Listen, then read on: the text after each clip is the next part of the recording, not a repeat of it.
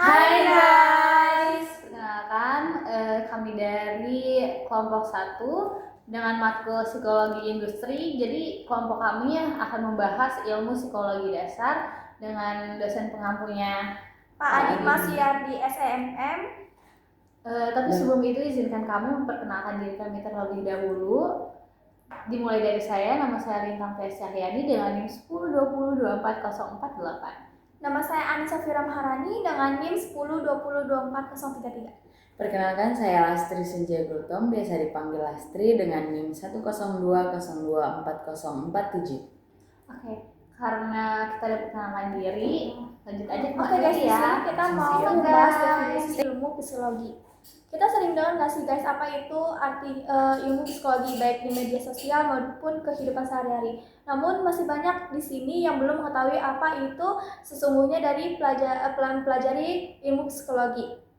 Ilmu psikologi sendiri ini cenderung diartikan sebagai ilmu jiwa. Ilmu jiwa sendiri adalah ilmu yang mempelajari tingkah laku manusia. Nah, psikologi ini biasanya berhubungan sama kesehatan mental maupun kesehatan fisik.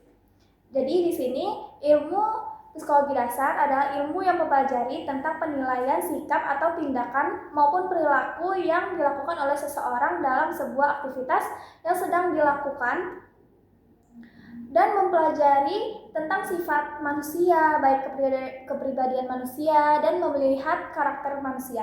Mempelajari psikologi sendiri ini juga bisa membantu membangun hidup yang lebih baik, sehingga dapat membantu mental yang tadinya lemah menjadi lebih baik. Oke guys, lanjut. Jadi aku bakal menjelasin apa sih psikologi menurut para ahli. Jadi yang pertama aku bakal jelasin menurut Singhi Dirga Gunarsa pada tahun 1978 dalam buku pengantar psikologi beliau jelasin. Oke guys, lanjut. Aku bakal jelasin apa sih psikologi menurut para ahli. Yang pertama itu dari Singhi Dirga Gunarsa pada tahun 1978 dalam buku pengantar psikologi, beliau menjelaskan bahwa psikologi adalah ilmu yang mempelajari tingkah laku manusia. Kemudian yang kedua, aku bakal jelasin dari tokoh Wilhelm Wundt. Jadi beliau ini tokoh pendiri laboratorium psikologi yang pertama sekaligus dikenal sebagai bapak psikologi. Menurut beliau, psikologi merupakan ilmu pengetahuan yang mempelajari pengalaman-pengalaman yang timbul dalam diri manusia, seperti perasaan panca indera, pikiran, perasa atau feeling, dan kehendak. Kemudian yang ketiga aku bakal jelasin dari tokoh Wundt and Marquis pada tahun 1957. Beliau mengatakan psikologi adalah ilmu pengetahuan yang mempelajari aktivitas individu dari sejak masih dalam kandungan sampai meninggal dunia dalam hubungannya dengan alam sekitar. Nah, tadi kan udah jelasin apa definisinya psikologi. Kita masuk ke sejarah psikologi. Pertama tuh ada periode pra berdirinya psikologi. Periode ini psikologi itu belum dijadikan keilmuan, masih menjadi pemikiran-pemikiran kritis terhadap hubungan manusia dengan lingkungannya untuk memunculkan sebuah pola tingkah laku khusus manusianya. Jadi di sini tuh periodenya belum didirikan sama bapak psikologinya, sama si bapak Wundt tadi, masih di sebelum tahun 1879. Nah, kita masuk ke psikologi sebagai ilmu yang otonom. Otonom maksudnya di sini tuh seseorang merasa bebas secara psikologis, mampu mengendalikan hidupnya tanpa ada kendali dari orang lain terhadap dirinya sendiri. Nah, di periode ini di sini terjadi di abad ke-19 nih, di tahun 1879. Di sini tuh Bapak Wilhelm Wundt itu mulai mendirikan sebuah laboratorium di Jerman sebagai titik awal perkembangan psikologi. Laboratorium ini lebih tepatnya di Leipzig. Bapak Wundt ini memperkenalkan psikologi di daerah Amerika, tapi Amerika kurang menyukai karena Bapak Wundt ini lebih ke menganut aliran strukturalisme. Apa itu aliran strukturalisme nanti dijelasin. Nah, karena bangsa Amerika nih lebih sukanya yang budaya pragmatis, maka mereka lebih menyukai psikologis aliran fungsionalisme. Apa itu fungsionalisme nanti dijelasin juga. Nah, kemudian berkembang si Bapak Un tadi pergi ke beberapa negara, ke Eropa dan lain-lain, tapi masih banyak yang kurang menyukai teori-teori dia. Seiring berjalannya waktu, di tahun 1940-an berkembangnya psikologi ini, tapi bukan melalui Bapak Un, ada namanya Bapak Kurt Lewin. Bapak Lewin ini mulai mengembangkan psikologi ini di Amerika Serikat, lumayan diterima di Amerika Serikat dalam psikologi aliran kognitif. Di sini maksudnya aliran kognitif itu psikologi berfokus pada proses-proses pusat seperti sikap, harapan, ide-ide yang membentuk tingkah laku manusia. Oke, jadi perkembangan psikologi yang ketiga ini perkembangan psikologi modern. Nah, psikologi modern ini nggak terlepas dari pengaruh para tokoh-tokoh psikologi di masa lalu. Aliran modern ini muncul pada perkembangan psikologi strukturalisme. Namun, karena banyaknya pendapat dan pertentangan, maka muncullah banyak aliran-aliran psikologi lainnya seperti strukturalisme, fungsionalisme, behavioralisme, gestalt psikologi, psikoanalisis, dan humanistik psikologi. Nah, tentang aliran-aliran psikologi nanti akan dijelaskan oleh Ica atau Anissa. Yang keempat ini ada perkembangan psikologi di Indonesia. Bagaimana sih psikologi ini diperkenalkan di Indonesia? Jadi, psikologi diperkenalkan di Indonesia pada tahun 1952 oleh Bapak Slamet Imam Santoso. Beliau profesor psikiatri di Fakultas Kedokteran Universitas Indonesia. Nah, di tahun tersebut, Pak Slamet Imam Santoso ditunjuk sebagai ketua jurusan psikologi di Universitas Indonesia, yang saat itu juga jurusan psikologi di Indonesia pertama kali di UI. Kemudian lulusan pertamanya itu Bapak Fuad Hasan, beliau lulus tahun 1958. Kemudian pada 1960 beliau ditunjuk sebagai dekan pertama. Terus pada tahun 1961 berdirilah Fakultas Psikologi di Universitas Pajajaran.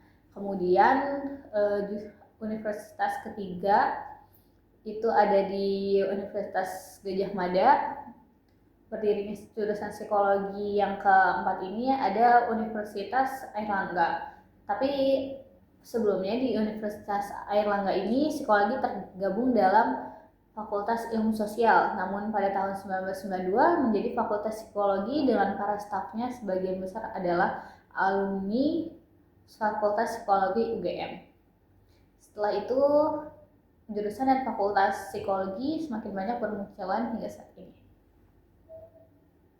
Oh ya, pendirian psikologi Indonesia saat ini distandarisasi dan berada di bawah kontrol Departemen Pendidikan Nasional. Kemudian izin praktek untuk para psikolog di bawah kontrol HIMPSI atau Himpunan Psikologi Indonesia dan Departemen Tenaga Kerja. Di sini ada aliran psikologi. Aliran psikologi sendiri itu ada 6, yaitu strukturalisme, terus ada fungsionalisme, ada behavioralisme, ada gestalt psikologi, lalu ada psikoanalisis, dan yang terakhir human psikologi. Nah, strukturalisme sendiri adalah psikologi yang pertama kali dikembangkan di laboratorium Wood oleh bapak pendirinya.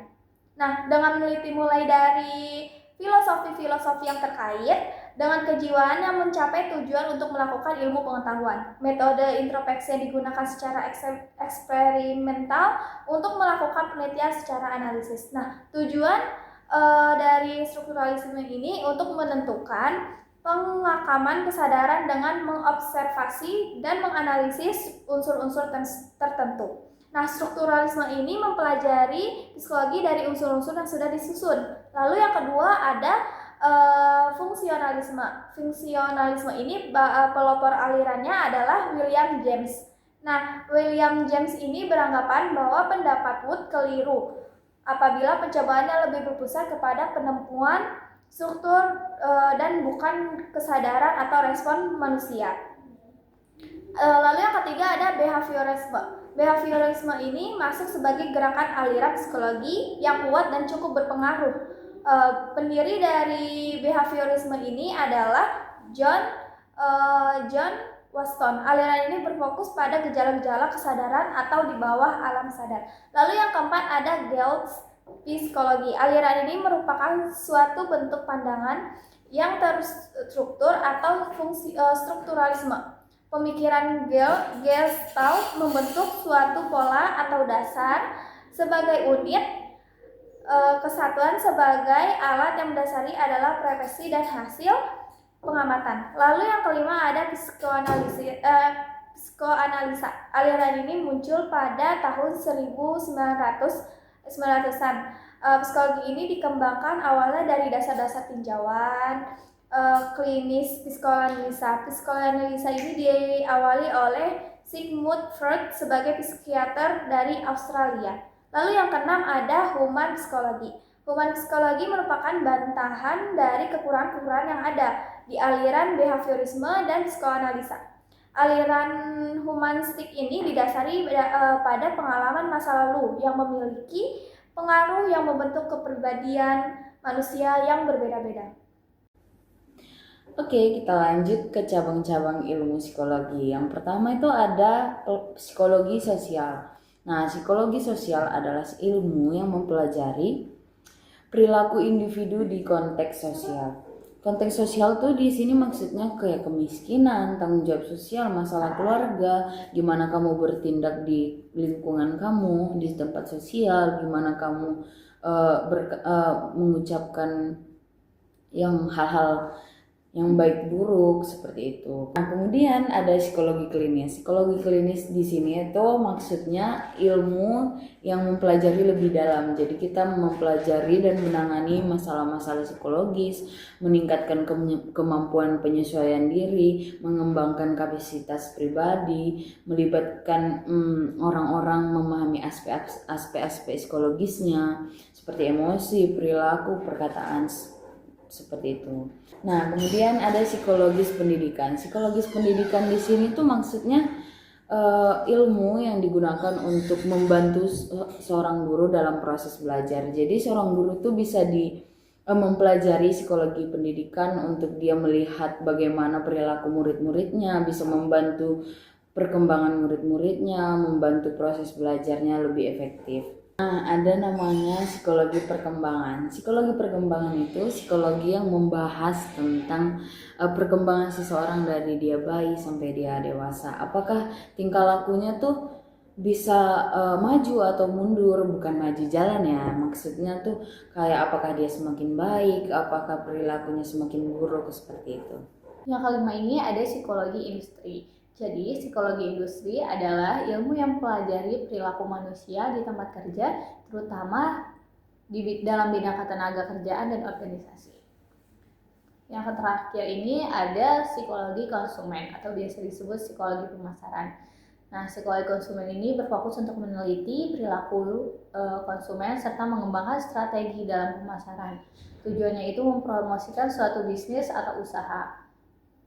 Nah, psikologi jenis konsumen ini dapat membantu kegiatan bisnis dan usaha dengan memperhatikan apa yang membuat konsumen tertarik dan membeli suatu produk atau layanannya.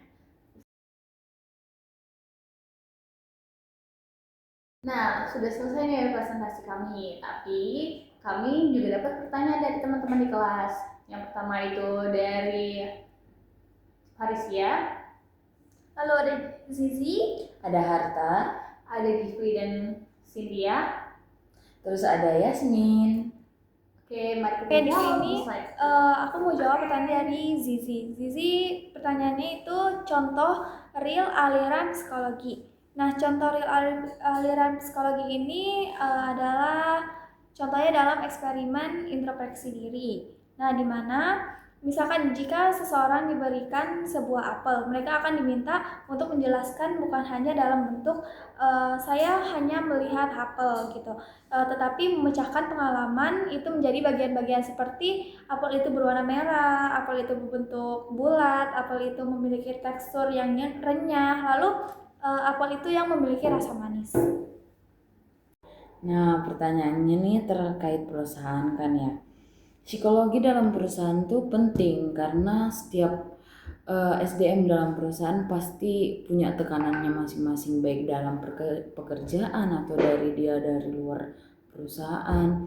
Maka dari itu perusahaan perlu memerhatikan psikologi. Bahkan ada beberapa perusahaan yang menyediakan karyawannya bisa mengklaim sebuah psikolog, bahkan dibayari dari perusahaannya. Jadi peran psikologi dalam perusahaan itu untuk tetap menjaga karyawannya tetap sehat, bukan dari fisik saja tetapi dari mental juga, seperti itu. Dan mungkin psikologi merupakan satu hal yang sangat penting ya. Kalau saja kita bayangkan bagaimana karyawan dalam suatu perusahaan itu tidak diperhatikan psikologinya, tidak diperhatikan bagaimana kejiwaannya, pasti perusahaan tersebut akan bisa dibilang lambat laun akan menurun citra kerjanya, seperti itu. Oke, lanjut, ada pertanyaan dari Faricia. Dia nanya kalau bagaimana sih perkembangan atau masuknya psikologi ke Indonesia. Padahal pada saat itu orang-orang Indonesia kan belum terlalu percaya pada psikologi, mereka lebih percaya ke hal-hal yang tidak terlihat maupun mistis seperti itu. Jadi di jurnal Untara ini psikologi sebenarnya sudah ada sejak era Hindia Belanda sekitar pertengahan abad ke-19.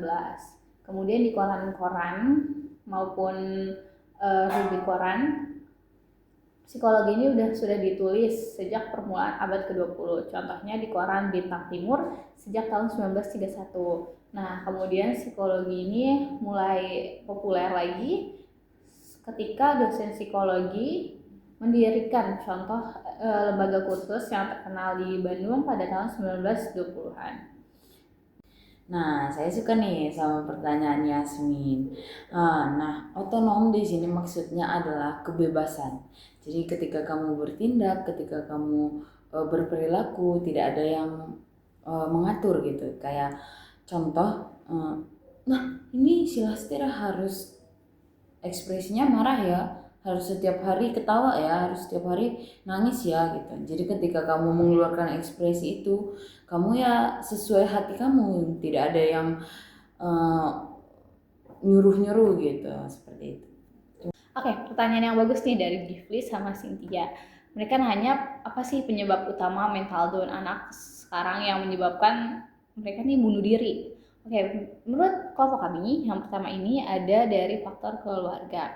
Mungkin dari anak itu mereka broken home atau punya masalah dari dalam lingkungan keluarganya sendiri, seperti orang tuanya cerai maupun mungkin ekonomi keluarganya tidak oke-oke, mungkin membuat mereka harus bekerja lebih ekstra hingga menyebabkan stres. Terus juga mungkin tekanan dari saudara-saudara. Kemudian juga yang kedua ini menurut kami ini ada faktor lingkungan atau sosial ya. Kenapa bisa dikatakan seperti itu? Mungkin dia kena bullying dari teman-teman, kena pelecehan dari orang-orang yang membuat dia memicu psikologinya tertekan maupun stres hingga menyebabkan dia ingin bunuh diri. Atau bisa juga karena faktor sosial pertemanan, karena tugasnya banyak hingga terus dia nggak kuat, tidak punya teman di sekelilingnya untuk bercerita tempatnya di mana, hingga menyebabkan dia berpikiran bahwa dia bunuh diri aja. Kita udah belajar ilmu psikologi dasar nih, jadi teman-teman semua tahu dong apa aja yang telah kami bahas sebelumnya, dan apa tuh psikologi, cabang-cabangnya, aliran-alirannya, siapa tokoh di Indonesianya, sejarahnya juga udah. Semoga bermanfaat dan jangan bosan. Wassalamualaikum warahmatullahi wabarakatuh. Bye.